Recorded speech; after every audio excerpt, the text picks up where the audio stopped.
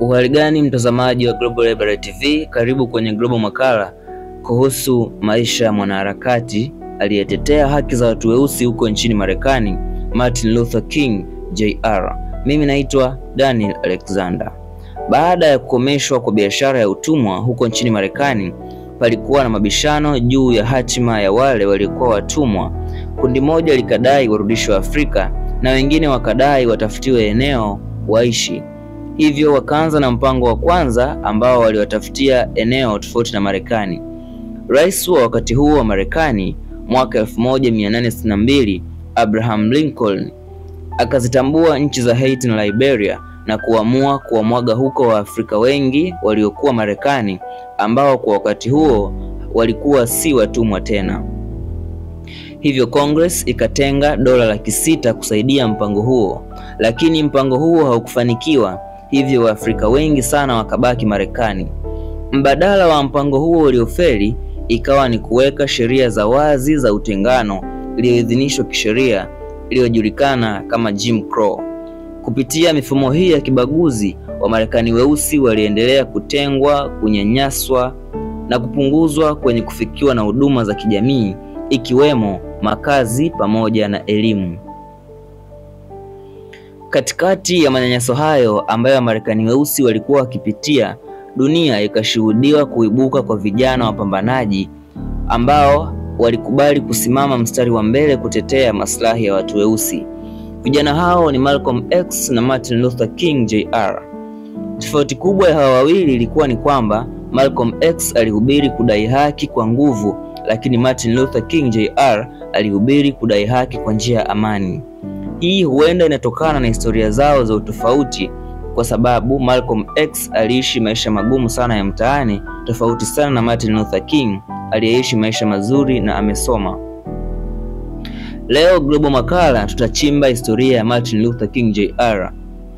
Martin Luther King Jr. alizaliwa siku ya tarehe 15 Januari mwaka 1929 huko Atlanta, Georgia nchini Marekani. Jina lake la utotoni aliitwa Michael King Jr. na baba yake aliitwa Michael King Sr. Alipofikisha umri wa miaka 6, baba yake alitembelea Ujerumani na kuamua kubadili majina ya familia yake, na yeye akajiita Martin Luther King Sr. na mtoto wake Martin Luther King Jr. Baada ya kumaliza shule ya upili, Martin alijiunga na chuo cha Morehouse huko Atlanta mwaka 1944. Pia alihudhuria seminari ya kithiolojia huko Chester na akamaliza kozi ya udaktari mwaka 1953. King alirejea na kuwa mchungaji wa kanisa la Dexter Avenue Baptist Church huko Montgomery, na huko ndiko alikoweka alama yake ya kwanza kwenye harakati za kutetea haki za kiraia, yani Civil Rights Movement. Na hii ilijidhihirisha pale alipohamasisha watu weusi kususia ubaguzi na unyanyasaji katika mabasi ya kiraia kwa muda wa siku 382, yani boycott of the series bus lines. Hali hii ilimpelekea kukamatwa na kupata unyanyasaji wa kikatili pamoja na kulipuliwa kwa nyumba yake. Hatimaye mgomo huu ulizaa matunda, kwani mahakama kuu ikatengua kifungu cha sheria kilichotenganisha kuwa haya ni mabasi kwa ajili ya watu weusi na mengine ni mabasi kwa ajili ya watu weupe ambayo hasa yalikuwa na huduma nzuri. Mwaka 1957, King aliwakusanya viongozi kadhaa na kuunda rasmi ushirika ambao sasa unajulikana kama SCLC, yani Southern Christian Leadership Conference, na King akachaguliwa kuwa rais wa kwanza wa muungano huo. King akiwa ni kiongozi mwenye ushawishi mkubwa sana nchini Marekani, siku ya tarehe 28 Agosti mwaka 1963 alifanya mkutano mkubwa sana uliojumuisha watu zaidi ya 250,000 huko Lincoln Memorial, Washington DC. Hapo alitoa hotuba yake inayokumbukwa sana, I have a dream.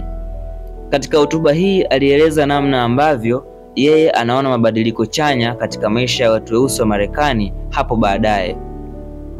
Huwa ninapenda sana sehemu ya hotuba pale anaposema I have a dream that my 4 little children will one day live in a nation where they will not be judged by the color of their skin but by the content of their character. Akimaanisha, nina ndoto kwamba watoto wangu 4 wadogo siku moja wataishi katika taifa ambalo hawatahukumiwa kwa rangi yao bali kutokana na matendo na tabia zao. Martin Luther King Jr. alishajua ya kwamba harakati zake za kutetea watu weusi ungemletea madhara ama hata kuuawa, na mara nyingine alipitia ukosoaji, na cha kusikitisha zaidi ni kwamba ukosoaji huu ulitoka kwa watu weusi, hasa wale walioamini katika njia ya makabiliano ya ana kwa ana katika kuleta mabadiliko. Martin Luther King Jr. alitetea mambo mengi.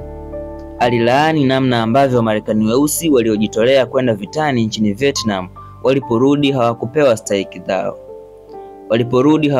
stahiki zao. Na wengi walibakia kuwa maskini wa kutupa. Haya yote aliyokuwa akiyatetea Martin Luther King Jr. yaliwakera mahasimu wake, hivyo hawakuwa tayari kuteswa na harakati zake. Mwezi April, majira ya spring mwaka 1958, wakati wa kuandaa maandamano yaliyopangwa kwenda hadi Washington kushawishi baraza la Congress na wanasiasa kwa niaba ya maskini, King pamoja na wanachama wengine wa SCLC waliitwa kwa dharura huko Memphis, Tennessee kuunga mkono mgomo wa wafanyakazi wa usafi wa mazingira. Usiku wa tarehe 3, King alitoa hotuba katika kanisa la Mason Temple. Siku hiyo alitoa hotuba ambayo ilionyesha na kutabiri kifo chake. Like anybody, I would like to live a long life. Longevity has its place. But I'm not concerned about that now. I just want to do God's will. And He's allowed me to go up to the mountain. And I've looked over. Hii ni sehemu ya hotuba ya mwisho ya Martin Luther King Jr. ambayo kwa lugha ya Kiswahili inatafsirika hivi: kama mtu mwingine nilitamani kuishi maisha marefu. Maisha marefu yana nafasi yake, lakini sijali kuhusu hilo sasa.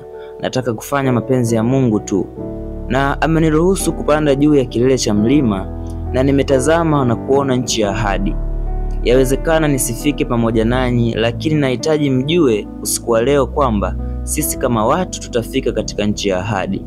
Nina furaha usiku wa leo, siogopi kitu chochote na simhofii mtu yeyote. Macho yangu yameuona utukufu wa ujio wa Bwana. Hii ni hotuba ambayo Martin Luther King Jr. aliitoa siku moja kabla ya kifo chake, yani April 3 mwaka 1968. Siku ya April 4 mwaka 1968, King akiwa anajiandaa kuondoka katika hoteli ya Lorraine huko Memphis, Tennessee kwa chakula cha jioni nyumbani kwa Samuel Bilkaz, majira ya saa 6 mchana siku ya Alhamis, alitoka nje ya chumba cha hoteli yake kwa ajili ya kuzungumza na members wa SCLC waliokuwa wamesimama katika eneo la maegesho ya magari, yeye akiwa ghorofa ya pili, na alihitaji kuhutubia kwa ufupi sana. Muuaji aliyejificha aliyekuwa na sniper rifle alifyatua risasi moja tu ambayo ilisababisha madhara mabaya sana kwa Martin Luther King Jr. Moja kwa moja risasi ile ilileta madhara, na saa moja baadaye taarifa za kifo chake zilithibitishwa na kutangazwa. James L. Ray, mhusika wa tukio hilo, alikimbia eneo la tukio, lakini baadaye alikamatwa na kukiri kufanya tukio hilo na kuhukumiwa kifungo cha maisha jela. Kutokana na mshtuko wa kifo cha King kulitokea ghasia katika miji takriban 100. Rais wa Marekani wa wakati huo, Lyndon B. Johnson, akatoa wito kwa wananchi kushikamana na kutangaza siku rasmi ya maombolezo ya kitaifa ambayo ni April 7. Mimi naitwa Daniel Alexander. Asante kwa kutazama video hii. Tafadhali usiache kulike, kushare na pia kusubscribe, na tukutane tena kwenye video inayofuata.